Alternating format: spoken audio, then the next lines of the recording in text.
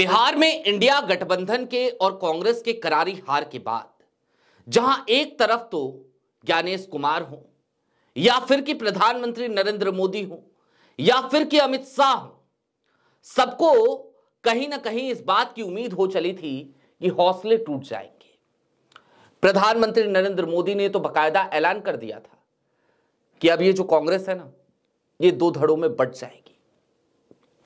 लेकिन इन सब के बीच वो 56 इंच वाला सीना तो राहुल गांधी ने कभी कहा नहीं, लेकिन ऐसा लगता है जैसे 100 इंच का सीना लेकर 56 इंची प्रधानमंत्री के सामने राहुल गांधी खड़े हो गए। और सिर्फ खुद खड़े नहीं हुए, बल्कि आज की तारीख में एक महत्वपूर्ण बैठक हुई और इस बैठक के बाद अपने दो सिपह सलारों को, अपने दो भरोसे के लोगों को भी खड़ा कर दिया। कांग्रेस की बैठक के अंदर से एक इनसाइड इंफॉर्मेशन आई, लिहाजा आज की तारीख में उस इंफॉर्मेशन पर बात करना बेहद जरूरी है। और ये ऐसी इनसाइड इंफॉर्मेशन नहीं है जिससे भाजपा कोई फायदा उठा लेगी, क्योंकि ये सिपह सलार खुद अब ज्ञानेश कुमार के सिस्टम से लड़ते हुए आपको नजर आएंगे। सारी बातें जरा विस्तार से। नमस्कार, मैं स्वप्निल और आप मुद्दा देख रहे हैं। आगे बढ़ने से पहले वही छोटी सी अपील, मुद्दा इन दिनों एक गंभीर आर्थिक संकट से जूझ रहा है। एक तरफ हमारे मेन बैंक अकाउंट फ्रीज चल रहे हैं, तो दूसरी तरफ हमारे 2.5 साल पुराने चैनल को हमसे लंबे समय तक छीन कर रखा गया था। ऐसे में डे टू डे ऑपरेशंस में अपनी बेबाकी की वजह से हमें काफी नुकसान का सामना उठाना पड़ रहा है, काफी मुश्किलों का सामना करना पड़ रहा है। ऐसे में आपसे गुजारिश है, यदि आप चाहें, यदि आप सक्षम हो, तो छोटी छोटी मदद मुद्दा की जरूर कीजिएगा। इसके लिए आप स्क्रीन पर दिख रहे QR कोड या फिर के नीचे दिख रहे UPI नंबर का इस्तेमाल कर सकते हैं। अब आगे बढ़ते हैं और आपके सामने कुछ जरूरी डिटेल्स रखना शुरू करते हैं। सबसे पहले तो आपकी स्क्रीन पर एक खबर है और यह खबर जनसत्ता की है, कल की तारीख में प्रकाशित हुई थी। मोदी सरकार को घेरने का प्लान बना रही कांग्रेस 12 राज्यों के नेताओं के साथ होगा SIR पर मंथन। ये खबर आई, उसके बाद से तहलका मच गया, हंगामा मच गया कि कांग्रेस आखिरकार ऐसा करने क्या चाह रही है। लेकिन इस खबर के साथ ही एक बात जो हमें पता चल चुकी थी वो ये था कि वोट चोरी के मुद्दे के बीच कांग्रेस ने 18 नवंबर की तारीख को एक महत्वपूर्ण बैठक बुलाई है। और यह बैठक उन 12 राज्यों और केंद्र शासित प्रदेशों के टॉप लीडर्स के साथ है, जिसमें राहुल गांधी भी सम्मिलित होंगे, जहां पर SIR special intensive revision Gyanesh Kumar करा रहे हैं। बिहार की करारी हार को आप चाहे जिस भी नजरिए से देखिए, लेकिन उन परिणामों का आकलन करने के बाद यह सीधे तौर पर प्रतीत होता है कि जितने वोट काटे गए और जितने बढ़े, लगभग कमोबेश तमाम मार्जिन इस तरफ इशारा करती हैं कि यह पूरा का पूरा जनादेश जनादेश ना होकर एक डिजाइनर ज्ञानासा देश था।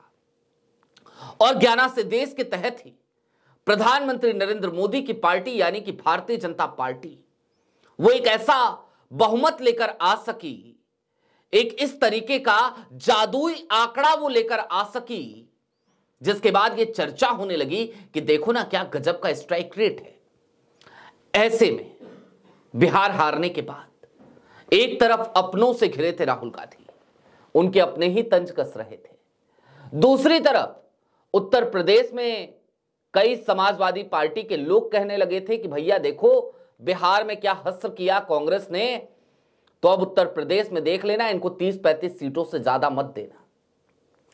243 सीटों वाली विधानसभा है बिहार, 403 विधानसभा सीटों वाली विधानसभा है उत्तर प्रदेश। उसके बाद भी इस तरीके की बातें होनी शुरू हो गई थी और इन सबके बीच सबको यह उम्मीद थी कि राहुल गांधी हार जाएंगे, कांग्रेस हार जाएगी, घुटने टेक देगी। और शायद इस बात की किसी ने परिकल्पना भी नहीं की होगी कि रिजल्ट आएंगे और रिजल्ट आने के बाद 14 नवंबर की तारीख को नतीजे आए। 48 घंटे के भीतर कांग्रेस ने एक खाका तैयार किया और उस खाके के तहत कांग्रेस ने यह तय कर दिया कि हम हारेंगे नहीं, हम रुकेंगे नहीं, हम झुकेंगे नहीं। कांग्रेस ने 16 नवंबर की तारीख को इन 12 राज्यों में जहां जहां एसआईआर हो रहा है वहां वहां के टॉप लीडरशिप को बुला लिया, मसलन वहां के प्रभारियों को, जहां पर कांग्रेस का नेता प्रतिपक्ष है वहां नेता प्रतिपक्ष को भी, कांग्रेस के प्रदेश अध्यक्ष को भी, और कहा आइए ये जो एसआईआर चल रहा है ना, ज्ञानेश कुमार जो कर रहे हैं, ऐसे में अपने मतदाताओं के मताधिकार की रक्षा करना वो हमारी जिम्मेदारी है। और अब आज जब 18 नवंबर की तारीख है, उस बैठक में तमाम नेता पहुंचे हुए हैं, तो फिर एक बड़ी खबर उसी कांग्रेस हेडक्वार्टर से, इंदिरा भवन से निकल कर आई है। आज की तारीख में एक तरफ तो ईगल डिपार्टमेंट पहले से बना हुआ है कांग्रेस का, और उसी ईगल डिपार्टमेंट के एक सदस्य हैं, नाम है पवन खेरा। तो दूसरी तरफ सचिन पायलट, जो आज बैठक शुरू होने से काफी पहले कांग्रेस हेडक्वार्टर यानी कि इंदिरा भवन पहुंच गए थे। इन दोनों को बड़ी जिम्मेदारियां सौंपी जा रही हैं। कुल मिलाकर आज की तारीख में इस बात को भी समझने की जरूरत है कि अब उस तरीके से चुनाव नहीं हो रहे जैसे हुआ करते थे। उस तरीके से मतलब उस तरीके से जहां पर चुनाव आयोग एक संवैधानिक संस्था के तौर पर काम किया करता था, जहां पर मुख्य चुनाव आयुक्त एक निष्पक्ष बॉडी हुआ करता था। आज की तारीख में तो ऐसा लगता है जैसे ज्ञानेश कुमार अभी तक उस औरा से बाहर नहीं निकल सके जब उनके बॉस हुआ करते थे देश के मौजूदा गृह मंत्री यानी कि अमित शाह। ऐसा लगता है कि आज की तारीख में मुख्य चुनाव आयुक्त ज्ञानेश कुमार दरअसल देश के सीईसी ना होकर बल्कि अमित शाह साहब के पीए के तौर पर काम कर रहे हैं। और जब ऐसा हो रहा है, जब इस देश के तमाम बीएलओज भी परेशान हैं, जब वो अपनी जान दे रहे हैं, केरल में जान दे दी, मध्य प्रदेश में जान दे दी, राजस्थान में ट्रेन के आगे कूदकर जान दे दी, और इतना ही नहीं, पश्चिम बंगाल में एक बीएलओ को ब्रेन स्ट्रोक हो गया, उसकी मौत हो गई। ये तमाम चीजें जिस वक्त पे हो रही हैं, उस वक्त पे आज की तारीख में निश्चित तौर पर हमें विपक्ष को जगाने की जरूरत है।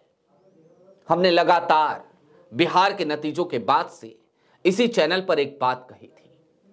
हमने कहा था कि हमारा काम है बोलना, सवाल उठाना, हमारा काम है विपक्ष को बताना कि कहां क्या गलती हो रही है, हमारा काम है अपने सीमित संसाधनों में इस देश के जिम्मेदार नागरिकों को जागरूक करना। हमने वो जिम्मेदारी निभाई, अब आगे का काम विपक्ष का है। लेकिन हमें विपक्ष से इतनी जल्दी किसी रिएक्शन की उम्मीद नहीं थी। लेकिन आज मैं शुक्रगुजार हूं कांग्रेस का, आज मैं शुक्रगुजार हूं राहुल गांधी का, देश के नेता प्रतिपक्ष का, कि 14 नवंबर को नतीजे आए।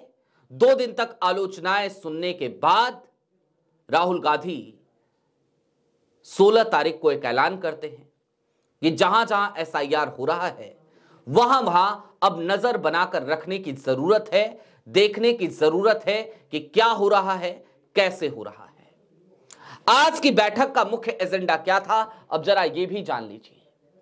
कांग्रेस ने अपने तमाम टॉप लीडरशिप्स को सीधे तौर पर यह निर्देश दिए हैं आज की तारीख में कि भाई ये जो एसआईआर हो रहा है ना, इसमें आपको मतदाताओं को सुनिश्चित करना है कि उनके अधिकार ना छूटे, सुनिश्चित करना है कि वो अपने फॉर्म भरें, सुनिश्चित करना है कि वो जो भी दस्तावेज तुगलकी फरमान के तहत ज्ञानेश कुमार मांग रहे हैं वो दस्तावेज मुहैया करा दिए जाएं और मतदाताओं के मताधिकारों से खिलवाड़ ना हो।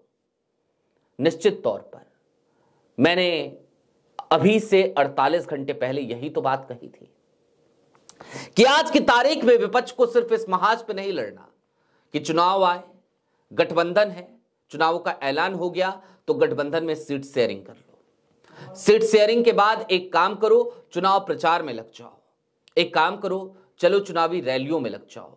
एक काम करो, चलो अपना मैनिफेस्टो जारी कर दो और चलो उसके बाद चुनाव की तारीखों का इंतजार करो। मतदान हो तो मतदान सुचारू रूप से चल रहे हो ये करवा दो और उसके बाद मतगणना के दिन सब कुछ मंगल मंगल होगा। नहीं, आज स्थितियां बदल चुकी हैं। आज की तारीख के विपक्ष को कई महाजों पर लड़ना होगा। जब उसके कोर वोट बैंक का वोट काटा जा रहा होगा एसआईआर के तहत, तो उसे जाकर लड़ना भिड़ना अड़ना होगा। जब उसकी जिताऊ सीटों पर वोट एडिशन हो रहे होंगे, नए वोट जोड़े जा रहे होंगे, कोई उत्तराखंड का मतदाता जाकर बिहार में या फिर कि छत्तीसगढ़ में या फिर कि असम में मतदाता बन रहा होगा, तो सुनिश्चित करना होगा कि इस तरीके के फर्जी मतदाता वहां पर एड ऑन ना किए जा सके। आज की तारीख में विपक्ष को हर उस महाज पर लड़ना होगा जहां जहां गड़बड़ी की तमाम संभावनाएं हैं। निश्चित तौर पर पहले मतदान की इस प्रक्रिया में 10% के आसपास हम मान सकते थे कि गड़बड़ियां होती हैं, लेकिन आज की तारीख में बिहार से इस नए मॉडल एसआईआर मॉडल, जिसे अब कई लोग स्पेशल इंटेंसिव रिगिंग कह रहे हैं, जब वो मॉडल आ चुका है तो फिर निश्चित तौर पर आज की तारीख में विपक्ष को इन तमाम महाजों पर लड़ करके ही अपनी जीत सुनिश्चित करनी होगी। और ये क्यों जरूरी है? जब देश की एक ऐसी संवैधानिक संस्था जिसके कंधों पर इस बात का भार हो कि वो देश को एक मजबूत लोकतंत्र की तरफ लेकर चले, जब वो इस तरीके की कार्य प्रणाली को अपना ले, तो फिर निश्चित तौर पर इस देश के विपक्ष की जिम्मेदारियां बढ़ जाती हैं। मैं हमेशा से एक बात मानता रहा हूं, इस देश में सत्ता पक्ष चाहे मजबूत हो या ना हो, चाहे वो गठबंधन के सहारे चले, बैसाखियों के सहारे चले, जैसे आज प्रधानमंत्री नरेंद्र मोदी की सरकार चल रही है, लेकिन इस देश में विपक्ष का मजबूत होना ज्यादा जरूरी है, क्योंकि विपक्ष इस देश की 63-65% आबादी का प्रतिनिधित्व करता है। सत्ताधारी दल या फिर कि सत्ता या फिर कि सरकार, वो तो 35-40% में ही चुन ली जाती है, इससे भी कम है।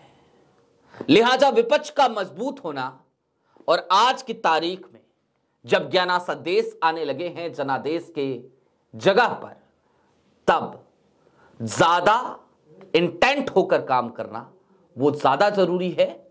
निश्चित तौर पर राहुल गांधी ने उस तरफ कदम बढ़ा दिया है। हमें यह बिल्कुल उम्मीद थी कि राहुल गांधी टूटेंगे नहीं, वैसा ही नजर आ रहा है। आज की तारीख की यह बैठक ऐतिहासिक बैठक है, क्योंकि 12 राज्यों और केंद्र शासित प्रदेशों में एसआईआर चल रहा है, और मैं खुद बतौर मतदाता एसआईआर की प्रक्रिया के तहत किस तरीके से गुजरा हूं अपने मत को बचाने के लिए। और मैं तो इसलिए गुजर सका क्योंकि मैं जागरूक हूं, थोड़ी बहुत जिम्मेदारियां समझता हूं अपनी, तो मैं गुजर गया उससे। लेकिन समाज के अंतिम पंक्ति में खड़े व्यक्ति की मताधिकार की रक्षा की जिम्मेदारी आज की तारीख में विपक्ष की है, और कांग्रेस ने यह जिम्मा उठाया है। इसके लिए हम शुक्रगुजार हैं। राहुल गांधी ने अपने 2 सिपह सलारों पर कुछ ज्यादा भरोसा आज की बैठक में जताया है। वो पवन खेरा है, वो सचिन पायलट है। देखना दिलचस्प होगा कि आगे इन दोनों के ऊपर जो भरोसा कांग्रेस ने जताया है, ये किस तरीके से आगे बढ़ते हैं और इन्हें क्या अतिरिक्त जिम्मेदारी आज की बैठक में दी गई है, वो भी आपसे बहुत जल्द हम जरूर साझा करेंगे। अभी के लिए दीजिए इजाजत। चलते चलते फिर वही अपील, चैनल पे नए हो तो सब्सक्राइब करते हुए जाइएगा, सक्षम हो तो छोटी छोटी मदद मुद्दा की जरूर कीजिएगा। बहुत शुक्रिया।